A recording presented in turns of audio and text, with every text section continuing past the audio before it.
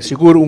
meta hopi ambicioso, pero para lo cual ta hopi viaja es sinergia con tinco de más departamento te pone ko tin viaja algún día permiso na aqui ta pega e não se escuta de hopi comerciante ku ora pa tinco passa processo de keuring quando ta quer pega eta algo que os ministério lo opta também para trazer com tem mais sinergia com outro departamento não quizás também tinco duna stakeholder tem essa aqui. O sistema de permisso, vamos pôr, de governo, vamos pôr, cada permisso que cai de uma responsabilidade de certo ministro, segundo o LEM. De caso aqui, vamos pôr, para botinho, para sair uma começar a introdução, para ver cada negócio, mas tem vestigingsvergunning, isso aí é a primeira parte, como está em place. Nós procurar para sair também de uma forma mais eficiente, mais rápido, e isso aí tem impacto no resto da cadeia também, mas no mesmo momento, a criação de database digital, dando opção em outro departamento,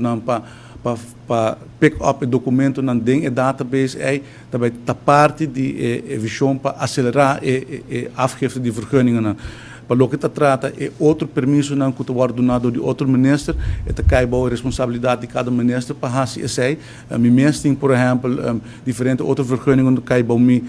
a parte de telecomunicação. Esse aí não está processo não que está também com nós por de bingo beleid, não tem beleid ainda nós está desenvolvendo beleid para permisso não é também por sair num fórum mais acelerado e assim cada ministro está bezig riba seu terreno para speed up o processo e agilizar